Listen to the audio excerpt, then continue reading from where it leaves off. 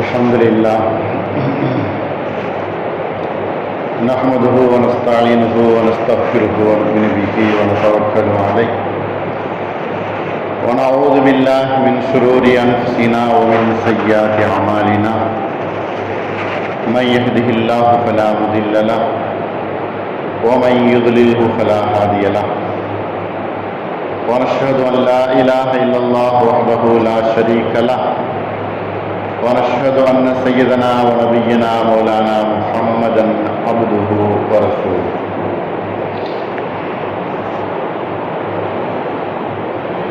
أما بعد فقد قال الله تعالى وعسى أن تكرهوا شيئا وهو خير لكم وعسى أن تحبوا شيئا وهو شر لكم والله يعلم وأنتم لا تعلمون صدق الله العلي العظيم وقال النبي صلى الله عليه وسلم الدنيا متاع وخير متاع الدنيا المرأة الصالحة أو كما قال عليه الصلاة والسلام. புகழ் அனைத்தும் அல்லாஹ் ஒருவனுக்கே, சாந்தியும் சமாதானமும் நபிகள் நாயகம் ஸல்லல்லாஹு அலைஹி வஸல்லம் அவர்கள் மீதும் அவர்களை பின்பற்றிய உத்தம சத்திய சஹாபாக்கள், தாபியன்கள், தபா தாபியன்கள், குறிப்பாக நம் எல்லோரின் மீதும் அல்லாஹுவின் சாந்தியும் சமாதானமும் என்றென்றும் நின்று நிலவட்டுமாக. ஆமீன். அன்பான அல்லாஹுவின் நல்லடியார்களே, அன்பு சகோதரர்களே, இன்றைக்கு ஜும்மாவுடைய தலைப்பாக மன வாழ்க்கையில் வேண்டாம் மன வெறுப்பு என்கிற தலைப்பின் கீழ் சில விஷயங்களை நாம் பரிமாறிக்கொள்ள ஆசைப்படுகிறோம். இஸ்லாத்தை பொறுத்த வரைக்கும் எல்லா காரியத்திலும் வழிகாட்டுதல் என்பது இருந்து கொண்டிருக்கிறது. பிறந்தது முதற்கொண்டு சிறு வயது, வாலிப வயது, திருமண வயது, குழந்தை பெற்றெடுக்கும் வயது, இப்படியாக இறுதி காலகட்டம் வரை மனிதன் எப்படி நடந்து கொள்ளணும் என்பதற்கு முழுமையான வழிகாட்டல் என்பது இஸ்லாத்தில் இருக்குது. மார்க்கம் சொல்லி தந்திருக்கிறது. எந்த மதமும் எந்த மார்க்கமும் சொல்லித்தராத எல்லா காரியங்களை பற்றியும், செருப்பு அருந்து விடுவது முதற்கொண்டு அரசியல் சாசனம் அமரும் வரையிலும் எல்லா காரியங்களுக்கும் தெளிவாக வழிகாட்டுதல் என்பது இஸ்லாத்தில் இருந்து கொண்டிருக்கிறது. இஸ்லாத்தினுடைய பார்வையில் எவ்வளவு பெரிய விஷயமாக இருந்தாலும் அது லேசான முறையிலே வழிநடத்தி செல்லக்கூடிய ஒரு நிலைதான் இஸ்லாத்தினுடைய மார்க்கம். இன்றைக்கு உலகெங்கிலும் இந்த திருமண ஒப்பந்தத்திலே நுழைந்துவிட்ட இந்த தம்பதிகள், இந்த மணமக்கள் பலதரப்பட்ட சந்தேகங்கள், குழப்பங்கள், விவாதங்கள், சர்ச்சைகள் எல்லாத்திலையும் மாட்டிக்கொண்டு இதற்கு என்ன தீர்வு என்று அலைந்து கொண்டிருக்கக்கூடிய நிலையை இன்றைக்கு எல்லா சமூகத்திலும் இருந்து கொண்டிருக்கிறது. குறிப்பாக இஸ்லாமிய சமூகம் மார்க்கத்தில் தெளிவாக வழிகாட்டி இருக்க இதை குழப்பமாக நினைத்து குழம்பிக் கொண்டிருக்கக்கூடிய எந்த ஒரு அவசியமும் இல்லை. திருமணம் செய்வது அல்லாஹ்வினுடைய கட்டளை, அல்லாஹ்வுக்கு பிரியமானது. மனித குலத்திற்கு பெருமை சார்க்கக்கூடிய ஒரு விஷயம்தான் திருமணம். கணவன் மனைவியினுடைய ஒப்பந்தம். மனித குலத்திற்கு பெருமை வாய்ந்த ஒரு செயல் கணவன் மனைவனுடைய ஒப்பந்தம், வாழ்க்கை. அது அல்லாஹ்வுக்கு மிகவும் பிடித்தமானது. முறைப்படி அதை செய்வது என்பது அல்லாஹ்வுக்கு மிகவும் பிரியப்படக்கூடிய ஒன்று. அதே நேரத்தில் பல பிரச்சனைகள், குழப்பங்கள் வந்து குடும்ப வாழ்க்கையிலே பிரிதல் என்பதோ, விவாகரத்து என்பதோ, மனமுறிவு என்பதோ, அல்லது நிக்காஹ் முறிவு என்பதோ, தலாக் என்பதோ அல்லாஹ்வுக்கு மிகவும் வெறுப்பான செயல். அரிசை நடக்கக்கூடிய அளவுக்குள்ள ஒரு செயல் இந்த தலாக் என்கிற செயல். இன்றைக்கு சகோதர சமயத்தினுடைய கலாச்சாரங்கள் பெருகி வந்து மனவிலக்கு என்பதும் விவாகரத்து என்பதும் சமூகத்தில் பரவி போயிருக்கக்கூடிய சூழ்நிலையில முஸ்லிம் சமூகமும் அதுல விதிவிலக்கு இல்லை என்கிற அளவுக்கு இன்றைக்கு நிலைமை இருந்து கொண்டிருக்கிறது. எத்தனை செய்திகளை உடனுக்குடன் நாம் கேள்விப்படக்கூடிய இந்த தகவல் தொழில்நுட்பத்தினுடைய விஷயத்தினால் மனித குலத்திற்கே பெருமை சார்ந்திருக்கக்கூடிய இந்த மன வாழ்க்கை, திருமண ஒப்பந்த வாழ்க்கை கசந்து போய் மனித குலத்திற்கு மிகப்பெரிய கேவலத்தையும் இழிவையும் உண்டாக்கக்கூடிய அளவுக்குள்ள செயல்கள் இன்றைக்கு சமூகத்திலே இருந்து கொண்டிருக்கிறது.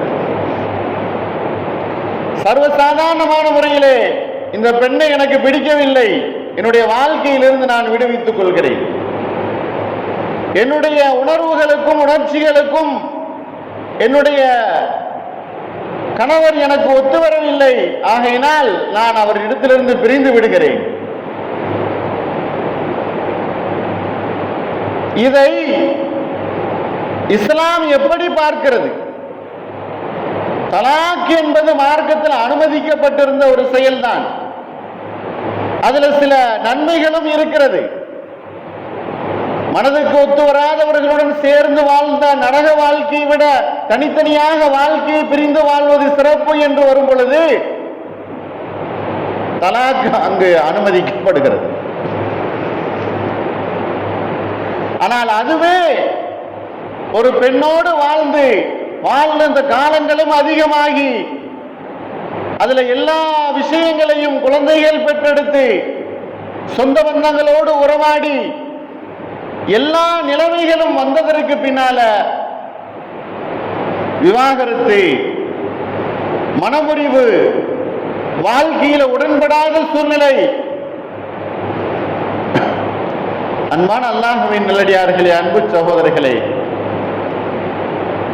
உலக வாழ்க்கை என்பது சைத்தான் ஏமாற்றக்கூடிய ஒரு உலகம். முதலாக ஆதம் அலைஹிஸ்ஸலாம் அவர்களையும் ஹவ்வா அலைஹிஸ்ஸலாம் அவர்களையும் படைத்தது அவர்கள் மனோ வாழ்க்கைக்காக வேண்டிதான். கணவன் மனைவியினுடைய உறவு வாழ்க்கைக்காக வேண்டிதான் அல்லாஹ் படைத்தான். ஆணையும் பெண்ணையும் நாம் ஆத்மாவிலிருந்து படைத்திருக்கிறோம். அவர்கள் ஒருவருக்கொருவர் புரிந்து இனம் கண்டு உணர்வு கண்டு அவர்களுடைய வாழ்க்கை என்கிற சக்கரத்தை அவர்கள் கடைசி வரையிலையும் நடாத்தி இறைவனுக்கு நற்பேறு பெற்றவர்களாக இந்த உலகை விட்டு பிரிந்து நாளை மறுமையிலே சுவர்க்கம் செல்லும் போது உங்களுடைய துணைவர்களோடு நீங்கள் சுவர்க்கம் செல்லுங்கள் என்பதா அல்லாஹ் சொல்லுவானே, அப்பொழுதும் அவர்களுடைய வாழ்க்கை நீடிக்கிறது. அப்படிப்பட்ட ஒரு புனிதமான ஒரு வாழ்க்கையை தான் இஸ்லாம் நமக்கு கற்றுத் தருகிறது. இந்த உலகம் மட்டுமல்ல, மறுமையிலையும் சொர்க்கத்தில் அவர்களோடு நாம் பிரவேசிக்கணும். அதைத்தான் இஸ்லாம் கற்றுத் தருகிறது. இந்த உலகத்திலேயே போதுமான நிம்மதி கிடைக்கவில்லை, போதுமான சந்தோஷம் கிடைக்கவில்லை, உணர்வுகளை மதிக்கக்கூடிய, உணர்வுகளை உதாசீனப்படுத்தக்கூடியவர்கள் அமைந்து விட்டார்கள் என்பதற்காக வேண்டி வாழ்க்கையே உதறிவிட்டு போகக்கூடிய இந்த நிலை இஸ்லாம் ஒருபோதும் ஆதரிக்கவில்லை. கணவன் மனைவி அப்படிங்கிற அந்த உறவுக்கு உறுதுணையாக இருக்கக்கூடியவர்கள் அவர்களுடைய பேக்ரவுண்ட். அவர்கள் சந்தோஷமாக ஒரு குடும்பத்திலே ஒரு வீட்டுக்குள்ளே வாழ்வதற்கு எல்லோருமே உறுதுணையாக இருப்பதற்கு கடமைப்பட்டவர்கள். அதுதான் ஒரு மனிதனுடைய இயல்பாக இருக்க முடியும். கணவன் மனைவிக்கு மத்தியில சின்ன சின்ன பிணக்குகள் வந்தாலும் கூட அதை அக்கம் பக்கத்தில் இருக்கக்கூடியவர்கள் சரி செய்து அவர்களுடைய வாழ்க்கையை இணைத்து அவர்களை நடத்த வைக்க வேண்டும். ஆனால் இன்றைக்கு எப்படி இருக்கிறது? இந்த மீடியாக்கள், இந்த தொழில்நுட்ப கருவிகள் எல்லாம் வந்துவிட்டதனால புகழ் வாய்ந்தவர்கள் உலகத்தில் கணவன் மனைவியாக வாழ்ந்தவர்கள் பிரியும் போது அவர்களை பற்றி எவ்வளவு அவதூறான பேச்சுக்கள் இன்றைக்கு பேசப்படுகிறது. முஸ்லிம்களுடைய வாழ்க்கை உலகத்தார்களுக்கு மத்தியிலே விமர்சனங்கள் செய்யப்படுகிறது. அப்படி இல்லையே, இஸ்லாம் அப்படி சொல்லவில்லையே. கணவன் மனைவிக்கு ஏற்பட்டிருக்கக்கூடிய கருத்து வேறுபாடு என்பது அவர்கள் 4 சுவத்துக்குள் இருக்கக்கூடிய ஒரு விஷயம். இதை ஆளாளுக்கு பேசி அதை மிகப்பெரிய பூதகமாக ஆக்கி உடைப்பது என்பது யாருக்கும் உரிமை இல்லை. இறைவனுடைய கோபத்துக்கு ஆளாக வேண்டியது இருக்கும். அன்பானவர்களே, அல்லாஹ்வின் நல்லடியார்களே, கணவன் மனைவி உறவு என்பது அது புனிதமானது, அது மிகவும் போற்றத் தகுந்தது. அவர்களுடைய வாழ்க்கையை பார்த்து அவர்களுடைய வாரிசுகள் பெருமைப்படுவார்கள். அதே வாழ்க்கையை தன்னுடைய வாரிசுகளும் வாழணும் என்பதாக நினைத்து ஆசைப்படுவார்கள். அதுதான் ஒரு கணவன் மனைவியினுடைய வாழ்க்கை என்பது. இன்றைக்கு ஒரு செய்தியை கேள்விப்பட்டவுடன் தான் இஷ்டத்திற்கு தன்னுடைய சிந்தனைக்கு ஏற்ப அவர்களுக்கு என்ன நடந்திருக்குமோ, கணவன் மனைவிக்கு மத்தியில் என்ன பிரச்சனையோ, இதாக இருக்குமோ அதாக இருக்குமோ, அப்படிப்பட்ட பிரச்சனையா இப்படிப்பட்ட பிரச்சனையா என்பதாக அதை பெருசுபடுத்தி நபி ஸல்லல்லாஹு அலைஹி வஸல்லம் அவர்களுடைய வாழ்க்கையில எத்துணை கணவன்மார்களையும் மனைவிமார்களையும் இணைத்து வைத்து பிரச்சனைகளை சால்வ் பண்ணியிருக்கிறார்.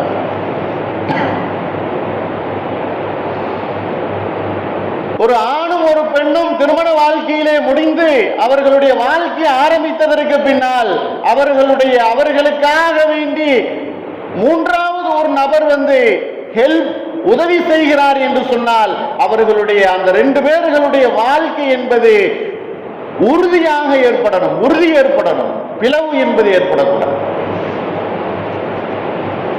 பிரித்து வைப்பதற்கு தானே முயற்சிகள் செய்யப்படுகிறது. இது யாருடைய வேலை? ஷைத்தானுடைய வேலை. ஆதம் அலைஹிஸ்ஸலாம் அவர்களையும் ஹவ்வா அலைஹிஸ்ஸலாம் அவர்களையும் சொர்க்கத்திலேயே பிரிச்சுட்டான். உலகத்திற்கு வந்ததற்கு பின்னால் 6 ஆளுக்கு ஒரு பக்கம் அவர்கள் பிரிந்து போயிட்டாங்க. ஷைத்தானுடைய முக்கியமான வேலை கணவன் மனைவிக்கு மத்தியில பிரிவை ஏற்படுத்துவதுதான். ஏதாவது ஒரு ஊசலாட்டத்தை, ஏதாவது ஒரு உணர்வுகளை அவர்களுடைய உள்ளத்திலே போட்டு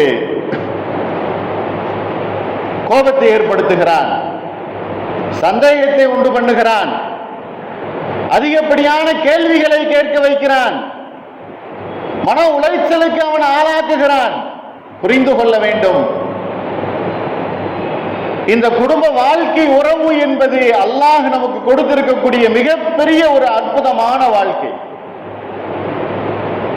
அந்த வாழ்க்கையிலே நாம் சில கசப்பான விஷயங்கள் இருக்கத்தான் செய்யும், சில பிடிக்காத காரியங்கள் இருக்கத்தான் செய்யும். நபி ஸல்லல்லாஹு அலைஹி வஸல்லம் அவர்கள் சொன்னார்களே, அத்துன்யா மதாஉன், இந்த துன்யா அனைத்தும் சுகப்பொருள் தான்.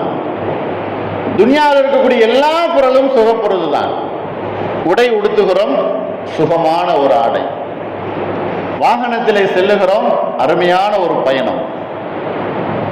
தொழில் செய்கிறோம், நல்ல வருமானம், அதுல மிகப்பெரிய ஒரு சந்தோஷம். இப்படியாக உலகத்துல எவ்வளவு பெரிய ஆடம்பரமான வாழ்க்கைகள் வாழ்ந்தாலும் அதுவும் உலகத்தினுடைய சுகப்பொருள் தான். ஒருவர் என்ன நினைக்கிறார்? ஆகாயத்தில் பறந்து கொண்டே இருக்கணும் என்னுடைய ஆசை என்பதாக நினைக்கிறார். சுகம்தான். இருந்தாலும் உங்களுக்கு எவ்வளவு பெரிய சுகம் கிடைத்ததோ அதை விட மிகப்பெரிய சுகம் நபி ஸல்லல்லாஹு அலைஹி வஸல்லம் அவர்கள் சொன்னார்கள், வகைரு மத்தாஇ துன்யா மர்அத்து சாலிஹா, சாலிகான பெண் கிடைப்பதுதான் எல்லா சுகத்தையும் விட அருமையான சுகம். உலகத்தில் எவ்வளவு பெரிய சுகத்தை வேண்டாலும் நீங்கள் அனுபவிச்சிருக்கலாம். ஆனால் ஒரு சாலிகான பெண் உனக்கு மனைவியாக அமைவது அதுதான் உலகத்தில் கிடைக்கப்பெற்ற பாக்கியங்களிலேயே பெரும் பாக்கியம்.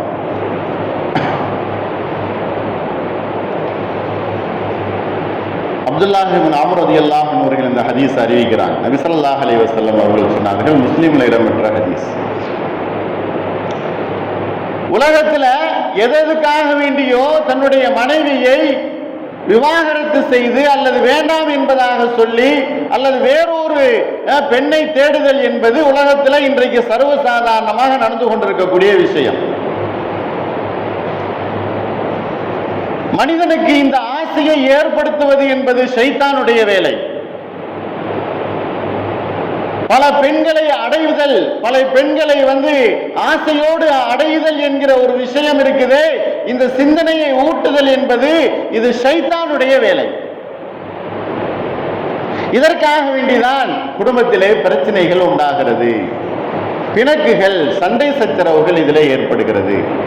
இது ஒரு ஆணுக்கு ஷைத்தான் ஏற்படுத்தக்கூடிய உணர்வு. இதனால் தான் மிகப்பெரிய பிரச்சனைகளை உலகத்திலே அந்த கணவன் மனைவிக்கு மத்தியிலே அவர்கள் இதை ஒரு மனிதன் நினைக்கணும், உலகத்திலேயே எனக்கு மிகப்பெரிய ஒரு சந்தோஷம் தரக்கூடிய ஒரு பொருள், ஒரு மனிதன், ஒரு ஜீவன் இருக்குது அப்படின்னு சொன்னா அது மனைவி என்பதாக நினைக்க வேண்டும்.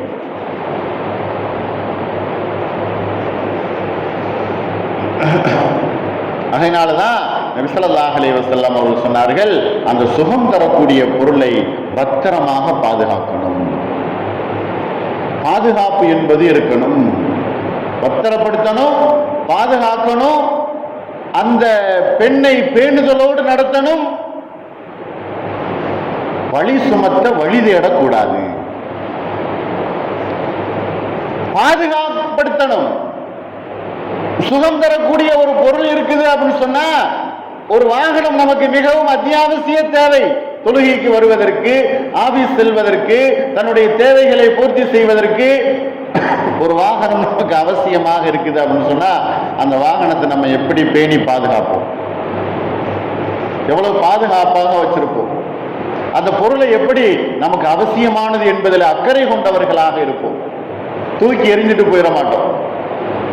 அதை விட பன்மடங்கு நமக்கு வந்த அந்த மனைவியை பாதுகாக்குதல் என்பது நபி ஸல்லல்லாஹு அலைஹி வஸல்லம் அவர்கள் ஒரு ஆணுக்கு சொன்ன அறிவுரை.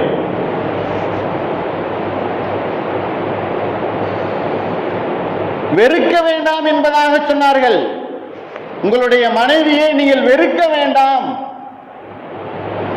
லா யஃப்ரக் மூமினுன் மூமினத்தன் இன் கரிஹ மின்ஹா ஹுலுகன் ரதிய மின்ஹா ஆகர.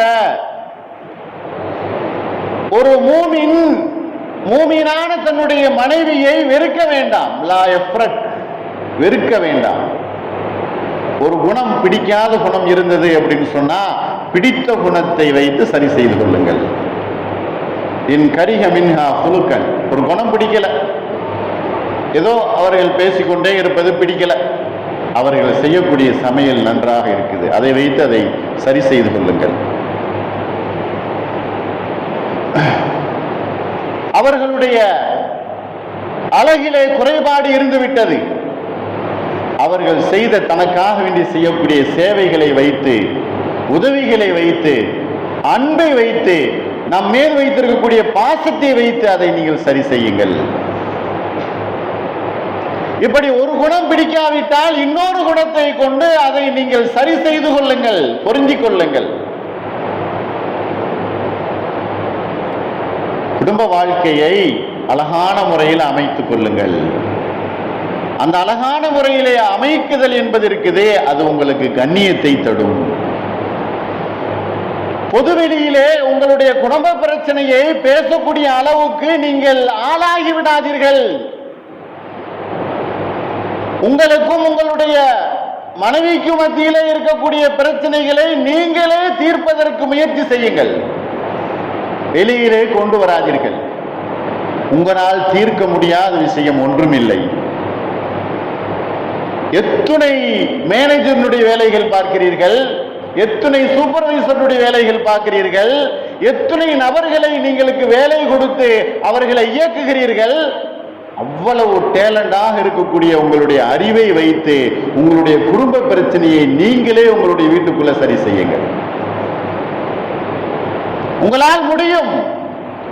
மார்க்கம் தெரிந்திருக்கிறது, மார்க்கம் சொல்லி இருக்கிறது. எப்பொழுது பார்த்தாலும் உங்களுடைய மனைவியின் மீது நீங்கள் குறையே சொல்லிக் கொண்டிருக்காதீர்கள். பழிவாங்கும் என்கிற உணர்வுகளோடு எண்ணங்களோடு அவர்களை நீங்கள் குறை சொல்லி திரியாதீர்கள். ஏனென்றால் அல்லாஹ் குர்ஆனிலே சொல்லுகிறான், வாஸா அன் தக்ரஹு ஷைஅன் வஹுவ கைருல் லக்கும். ஒரு காரியத்தை நீங்கள் வெறுப்பீர்கள், ஆனால் அது உங்களுக்கு சிறந்ததாக இருக்கும்.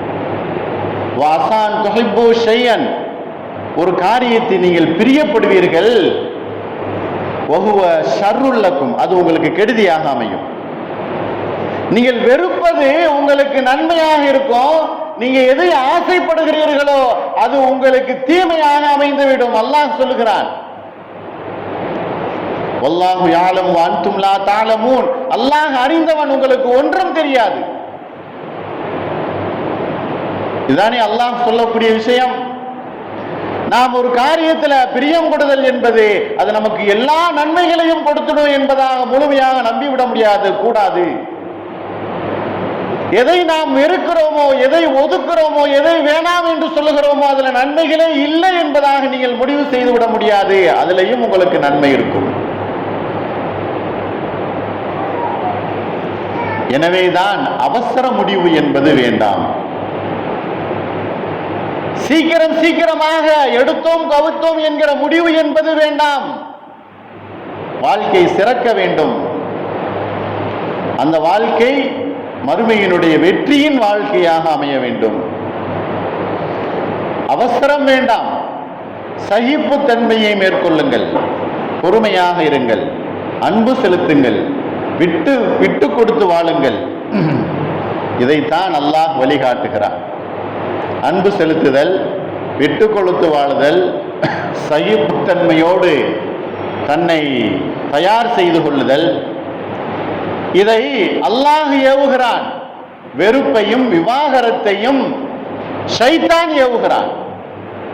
அல்லாஹ் ஒரு மனிதனுடைய குடும்பத்தை நல்வழியிலே செலுத்துவதற்குரிய எல்லா அறிவுரைகளையும் தானும் குர்ஆனில் அல்லாஹ்வும் அல்லாஹ்வுடைய தூதர் ஸல்லல்லாஹு அலைஹி வஸல்லம் அவர்களும் நிறைய பொன்மொழிகளிலே அறிவுரையாக சொல்லி இருக்கிறார்கள். இது ஆண்களுக்கு. பெண்களுக்கு நபி ஸல்லல்லாஹு அலைஹி வஸல்லம் அவர்கள் சொன்னார்கள், உங்களை படைத்த ரப்பு திருப்தி அடைய வேண்டும் என்று சொன்னால் உங்களுடைய கணவன்மார்கள் திருப்தி அடைய வேண்டும். அல்லாஹ்வுடைய திருப்திக்கும் அவனுடைய அருளுக்கும் நீங்கள் சொந்தக்காரர்களாக ஆகணும் என்று நினைத்தால் முதலாக உங்களுடைய கணவனுடைய திருப்தியை பெறுங்கள். அவர் சொல்வதை போன்று நீங்கள் நடந்து கொள்ளுங்கள். அவர்களுடைய முகமலர்ச்சிக்கு காரணமாக நீங்கள் இருங்கள். அவர்களுடைய சந்தோஷத்திற்கு நீங்கள் ஏதாவது செய்து கொண்டே இருங்கள். நபி ஸல்லல்லாஹு அலைஹி வஸல்லம் அவர்கள் சொன்னார்கள், இதா ஸல்லத் அல் மர்அத்து ஹம்ஸஹா, ஒரு பெண்மணி 5 நேரமும் தொழுகிறாள். வ ஸாமத் ஷஹரஹா, மாதங்களிலே நோன்பு வைக்கிறார். வ ஹஃபிலத் ஃபர்ஜஹா, கற்போடு நடந்து கொள்கிறார். வ தஅத் ஸௌஜஹா, தன்னுடைய கணவனுக்கு கட்டுப்பட்டு நடக்கிறார். தொழுகிறார், 5 நேரம் நோன்பும் நோக்கிறார், கற்போடு நடந்து கொள்கிறார், கணவனுக்கு கட்டுப்பட்டு நடக்கிறார். இப்படிப்பட்ட ஒரு பெண்ணை நபி ஸல்லல்லாஹு அலைஹி வஸல்லம் அவர்கள் சொல்லி காட்டுறாங்க. கீல லஹா உதுகுலில் ஜன்னத மின் ஐய அபுவாபில் ஜன்னதி ஷித்தி. சுவர்க்கத்துல நிறைய வாசல்கள் இருக்கும். அந்த பெண்ணுக்கு சொல்லப்படும், நீ நினைக்கக்கூடிய வாசலிலே இந்த சுவர்க்கத்திற்குள் நுழைந்து கொள் என்பதாக சொல்லப்படும். இந்த 4 காரியங்கள் யாரிடத்துல, எந்த பெண்ணிடத்துல இருக்குதோ அந்த பெண்ணை அல்லாஹ் சொல்லுவான், படைத்த இறைவன் சொல்லுவான், பரிபாலிக்கக்கூடிய ரப்பு சொல்லுவான், நீ நாடிய வழியிலே அந்த வாசலிலே நுழைந்து சுவர்க்கத்திற்குள் நுழைந்து விடு என்பதாக சொல்லுவான்.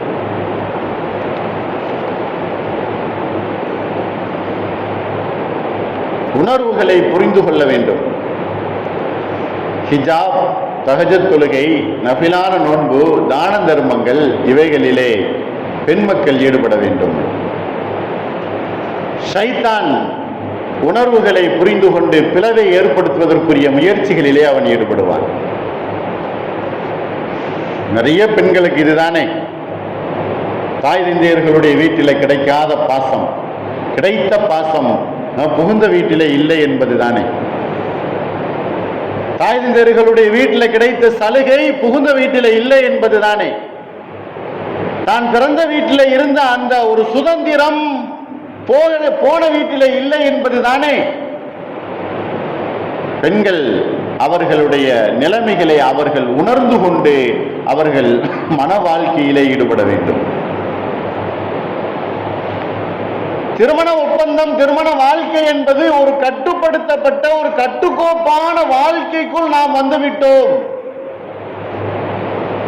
சிறுவில்லத்தனமாக நாம் நம்முடைய தந்தையினுடைய வீட்டிலே இருந்தோம். பொறுப்புகள் கிடையாது. இங்கு பொறுப்புகள் வகிக்கிறோம். நம்முடைய வேலைகள் அதிகமாகிவிட்டது. இந்த பொறுப்புகளையும் இந்த செயல்களையும் வைத்து இந்த குடும்பத்தை மேன்மைப்படுத்தணும். இந்த குடும்பத்தில் வரக்கூடிய வாரிசுகளுக்கு நாம் முன்னுதாரணமாக இருக்கணும். எல்லோரையும் ஒன்று சேர்த்து ஒரு பெண்ணாகிய நான் அல்லாஹ்வுக்கு முன்னால் இந்த குடும்பத்தையும் இந்த குடும்ப சார்ந்தவர்களையும் போய் நிப்பாட்டும் பொழுது சுவர்க்கவாசிகளாக நிப்பாட்ட வேண்டும். அப்படிப்பட்ட பொறுப்பு எனக்கு இருக்குது என்பதை பெண் மக்கள் உணர வேண்டும். கஷ்டங்களும் சந்தோஷங்களும் சலுகைகளும் நமக்கு ஏற்பட்டிருக்கக்கூடிய எல்லா சந்தோஷங்களும் அது உலகத்தோடு முடிந்து போகக்கூடிய ஒன்று. தக்வாவுடைய வாழ்க்கை என்பது வாழ வேண்டும். ஆண்களும் அப்படித்தான் பெண்களுடைய உணர்வுகளை புரிந்து கொள்ள. நபி ஸல்லல்லாஹு அலைஹி வஸல்லம் அவர்களை பற்றி ஆயிஷா ரலியல்லாஹு அன்ஹா அவங்க சொல்றாங்க, நபி ஸல்லல்லாஹு அலைஹி வஸல்லம் அவங்க வீட்டுக்கு வந்த உடனே என்ன செய்வாங்க அப்படின்னு கேட்கும்போது அந்த ஆயிஷா ரலியல்லாஹு அன்ஹா அவங்க சொல்றாங்க, நம்மெல்லாம் வெளியில இருந்து வீட்டுக்குள்ள வந்துட்டோம் அப்படின்னு சொன்னா என்ன செய்வோம்? சாப்பாடு ரெடி ஆயிடுச்சா அப்படின்னு கேட்போம். நம்முடைய வேலைகளை செய்வோம், சுத்தமாகுவோம், நம்முடைய சொந்த வேலைகளை தான் நம்ம செய்வோம். ஆனால் நபி ஸல்லல்லாஹு அலைஹி வஸல்லம் அவர்கள் என்ன செய்வார்கள் தெரியுமா? அந்த ஆயிஷா ரலியல்லாஹு அன்ஹா அவர்களுடைய மனைவி சொல்றாங்க, நபி அவர்கள் வீட்டிற்குள் வந்த உடனேயே மிஸ்வாக் செய்வார்கள், பல் துலக்குவார்கள். பல் துலக்குவார்கள். ஏனென்றால் வெளியில மனிதன் எவ்வளவு பேச்சுக்கள் பேசியிருக்கலாம், எவ்வளவு உணவுகளை சாப்பிட்டு இருக்கலாம், வாயிலே நிறைய வார்த்தைகளை யூஸ் பண்ணியிருக்கலாம். ஒரு மனிதன் சாப்பிடாமல் ரொம்ப நேரம் பேசிக்கொண்டிருந்தாலும் கூட வாய் வாடை என்பது வரும். ஏதாவது சாப்பிட்டு இருந்தாலும் வாய் வாடை என்பது வரும். இப்படி வெளியிலே சென்று விட்டு வீட்டுக்குள்ளே வரும் பொழுது வாயை சுத்தம் செய்வார்கள். நம் மனைவியிடத்தில் பேசுவதற்காக வேண்டி அந்த வாடை வைத்தாவது அவர்கள் வெறுத்திடக்கூடாது என்பதற்காக. உணர்வுகளை புரிந்து கொள்ள வேண்டும். பாசம் அல்ஹம்துலில்லாஹ் இருக்குது, பிரியம் இருக்குது, ஒருவருக்கு ஒருவர் பரஸ்பர அன்பு இருக்கிறது. ஆனால் உணர்வுகளை புரிந்து கொள்ளுதல் என்பது இருக்குதா? அப்படி புரிந்து கொள்ளுதல் என்பது இருக்கும்போது தானே அந்த குடும்பத்தில் நிம்மதியான சந்தோஷமான வாழ்க்கை, பிரியாத வாழ்க்கை, பிளவில்லாத வாழ்க்கை, முறியாத வாழ்க்கை அங்கு ஏற்படும். இது நபி ஸல்லல்லாஹு அலைஹி வஸல்லம் அவர்கள் கண்டு தந்திருக்கிறார். பல சம்பவங்கள் நபி அவர்களுடைய வாழ்க்கையில், எத்தனையோ சம்பவங்கள். அவர்களுடைய மனைவார்கள் கோபப்பட்டு விட்டார்கள், அதுவும் உணர்வுகளை நபி ஸல்லல்லாஹு அலைஹி வஸல்லம் அவர்கள் சந்திக்கிறார்கள். அந்த நேரத்தில் என்ன செய்யணும் என்பதாக அவர்கள் கற்றுத்தந்திருக்கிறார்கள். இப்படியாக மன வாழ்க்கை என்பது நமக்கு அமைதி தரும் வாழ்க்கையாக அமையணும். அது நபி ஸல்லல்லாஹு அலைஹி வஸல்லம் அவர்கள் தங்களுடைய வாழ்க்கையிலே அவர்கள் செய்து காட்டியிருக்கிறார்கள். அல்லாஹ் மன வாழ்க்கையை பொருந்தும்படியான அவன் கட்டளையிட்டிருக்கிறான். அதுக்கு தோதுவாக நம்முடைய வாழ்க்கையை, நம்முடைய குடும்ப வாழ்க்கையை, பின்னால் வரக்கூடிய நம்முடைய வாரிசுகளுடைய வாழ்க்கையையும் வல்ல ரஹ்மான் சிறப்பானதாக ஆக்கி அன்புரிவானாக. வாஹிரு தாவானா அல்ஹம்துலில்லாஹி ரப்பில் ஆலமீன். அஸ்ஸலாமு அலைக்கும் வரஹ்மத்துல்லாஹி வபரகாத்துஹு.